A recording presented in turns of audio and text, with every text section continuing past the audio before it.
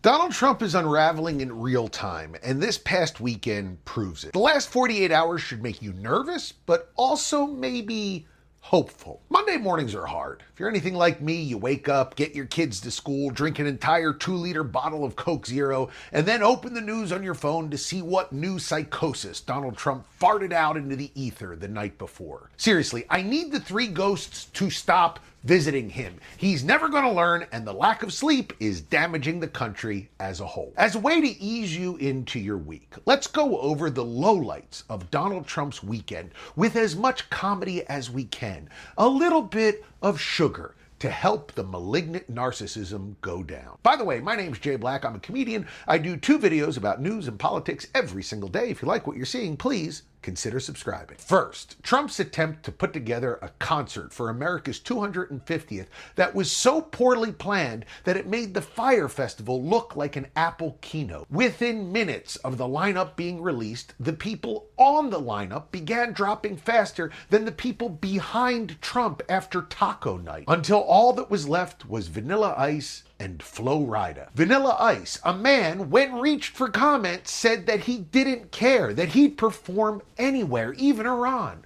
which actually endeared him to Melania, a woman who knows all about holding your nose and doing it for the money. Trump then went on to Truth Social, which is like Twitter for people who want 2,000% more catheter ads, and said that the concert he planned was filled with has-beens nobody cares about, and that instead of celebrating America with music, they should instead celebrate MAGA with incoherent rambling by making Trump the headlining act. Even MAGA seems upset with the idea. Watching Trump melt in the sun like a rancid butter sculpture while he brags about acing the 12 dementia tests he was given that morning doesn't sound like a good time for anybody, even the cult. You know, Trump always gets compared to a fascist, which I think is unfair. Fascists are way more organized than this. Second, Trump spent a lot of time last night engaging in one of his favorite activities, posting AI nonsense in between jeopardizing peace talks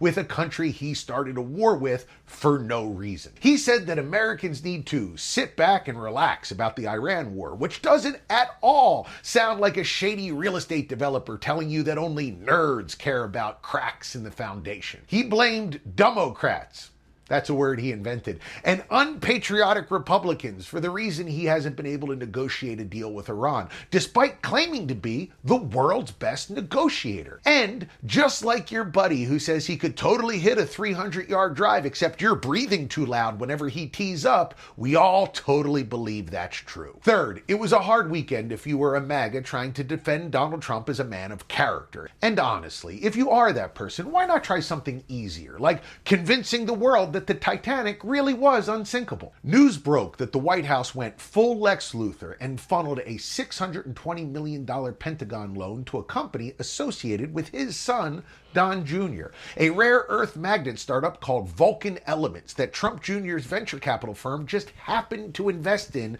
3 months earlier. The White House then said it wouldn't release the results of Trump's medical exam, and then, when that made people worried about the state of the president's health, reversed course and released a report that was so ridiculous and glowing that it might as well have been written in crayon by Eric. All that, plus, Pam Bondi was asked a simple question about whether Trump knew what Epstein was up to prior to the news about him breaking, and was unable to answer it, putting more holes in Trump's Epstein cover stories than there are in his frontal lobe. Finally, here's some hope for you.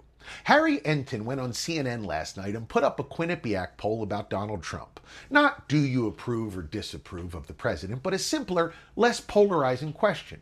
Is Trump focused enough on the issues facing most Americans? A clear supermajority, 68%, said no. That's well above a partisan number, meaning that even MAGA is waking up to the fact that the no new wars president starting a new war and spiking inflation higher than Trump's heart rate when he tries to climb a set of stairs isn't doing work for them. The late night AI fests, the UFC party on the White House lawn, the reflecting pool, the Fyre Festival concert, and the Iran disaster aren't what people care about. They want to feel less pain when they pay for groceries, and they want to believe that their government is working for them and not against them. This new poll gives us hope that the midterms might actually bring the blue wave that pundits have been predicting, and that the sycophantic yes men that have been swirling around Trump like flies around a bucket of chum might finally be replaced with people who could hold him accountable for his final 2 years of office. It's not a solution. Trump has caused more problems than an alligator at a preschool, but at least this is a tourniquet. I have some hope that people are understanding that the miasma of nonsense being farted out by this man on a constant basis